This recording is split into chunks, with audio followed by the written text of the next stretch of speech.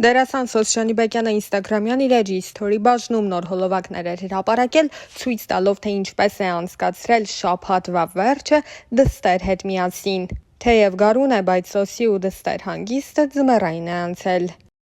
Ծնվել եմ Երևանում, մանկությունս անցել է քաղաքի կենտրոնում, մեծ մասը Բաքում, կռիվների մեջ։ Մեծանալով Բաքում մեծ դաստիարակություն եմ ստացել փողոցից, որը կարծում եմ տղամարդու կյանքում շատ կարևոր է։ Իհարկե ծնողներս ինձ ազատ են թողել, բայց անտարբեր չեն եղել, նրանք ինձ մանկուց վստահել են։ Չէր գոհացնում, որ մեր բակում ընդամենը 3 ընկեր էինք ու երբ պետք է կռվեինք կողքի բակերի տղաների հետ, նրանք միշտ հաղթում էին, որովհետև իրենք բազմաքանակ էին։ Իմ երազներն էին ինձ տանջում, որովհետև շատ վատ ու սերիաներով երազներ էի տեսնում, բացի երազներիցս ոչինչ չէր տանջում, քանի որ շատ անհոգ ու ուրախ մանկություն եմ ունեցել ու միշտ երջանկությամբ եմ հիշում այդ օրերը, իսկ դպրոցական տարիներին շուտ-շուտ սիրահարվելս էր տանջում, շատ հաճախակի էի սիրահարվում, մեկին 1 տարի էի սիրում, մյուսին 2 եւ այլն, երբեք չսիրահարված չեմ եղել։ Դպրոցում այսպես ասած փողոցային եմ եղել, անընդհատ ցանկացել եմ դեպի դուրս գնալ, բակ, ընկերներ, խաղեր,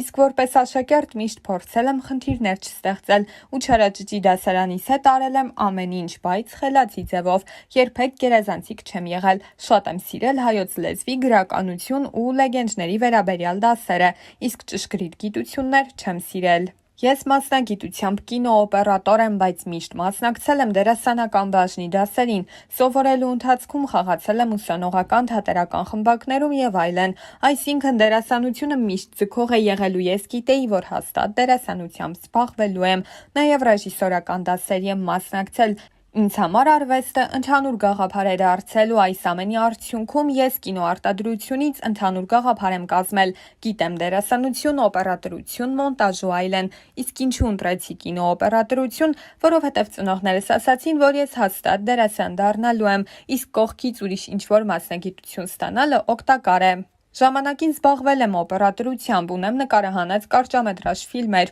որոնք ներկայացվել են տարբեր մրցույթների ու մի շարք մրցանակների արժանացել, իսկ հիմա ավելի խորացել եմ դերասանության մեջ, փորձելով գիտելիքներս զարգացնել ու փորձս ձեռք բերել հենց այս ուղղության մեջ։ Հայտնի, ավելի ճիշտ արվեստագետի ընտանիքից լինելը օգնել է, որ ես դաստիարակվեմ որպես արվեստագետ, այսինքն ես մեծացել եմ այդ մթնոլորտում, տանը միշտ լսել ենք լավ երաժշտություն, դիտել լավ ֆիլմեր, հաճախել ենք թատրոն, կինո եւ այլն, իսկ այն, որ հայրս այսպես ասած հայավարի զանգի մի տեղ ու ասի Սոսին գործի տեղավորեք, նման բան երբեք չի եղել։ 16 տարեկանից աշխատել եմ տարբեր տեղերում, բարմեն, մատուցող, մենեջեր ու այլն, այդ ընթացքում զբաղվելով օպերատորությամբ, իսկ առաջին դերասանական փորձս դեպի կինո եղել է 15 տարեկան հասակում, երբ գլխավոր դերով հանդես եկա Հովհաննես Գալստյանի Խճճված զուգահեռներ ֆիլմում, որին հաջորդեցին մի քանի փոքրիկ ֆիլմեր, որից հետո նկարահանվեցի սերիալում։ 19 տարեկանում նկարահանվելով Կյանքի գինը սերիալում ձեռք բերեցի փառք ու ճանաչում,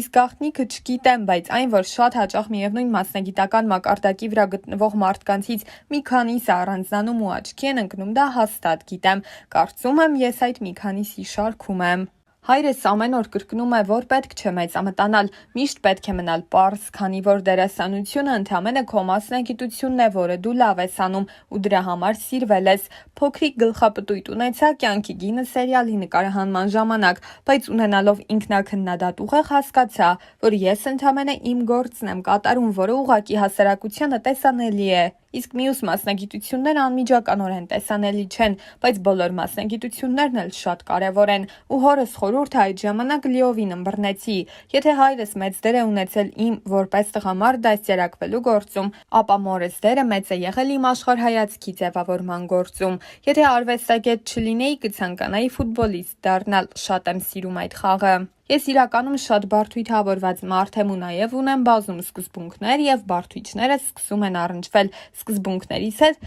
իմ կարծիքով դառնում է հավակնություն, որը ինձ համար խեղաթյուրված սկզբունքն է, բայց փառք Աստծո իմ ինքնաքննադատ լինելը ինձ միշտ սթափ է պահել եւ այս խառնաշփոթի վերջում այդ երևակայությունից մեկը դառնում է ոգեշնչման աղբյուր, իսկ որպես այդպիսին ոգեշնչման աղբյուր միշտ սերն է եղել։ Թատրոնից կտրված երբեք չեմ եղել, այս ընթացքում թատրոնում եւս խաղացել եմ ու այժմ էլ պատրաստվում եմ նոր ներկայացման։ Լիովին չեմ տրվել թատրոնին, քանի որ թատրոնում խաղալը շատ դժվար լինելով, դժվար էր այն համատեղել սերիալում նկարահանման հետ։ Բացի այդ, ֆինանսական առումով թատրոնը շատ քիչ հնարավորություն է տալիս, այդ պատճառով էլ ինձ մոտ գերակշռեց սերիալը ու ֆիլմերը։ Բարեբախտաբար ես նկարահանվել եմ լավագույն սերիալներում ու երբեք չեմ փնովի սերիալ ասվածը, քանի որ այն իր հետ բերեց նոր հնարավորություններ։ Շատ դերասաններ աշխատանք ձեռք բերեցին, ոմանք ճանաչում։ Ռեժիսորները կարողացան նկատել լավ դերասաններին, հրավիրելով գեղարվեստական ֆիլմերում նկարահանվելու եւ այլն։ Ու ես միշտ ասել եմ, ինձ համար ավելի լավ է սերիալը, քան վատ գեղարվեստական ֆիլմը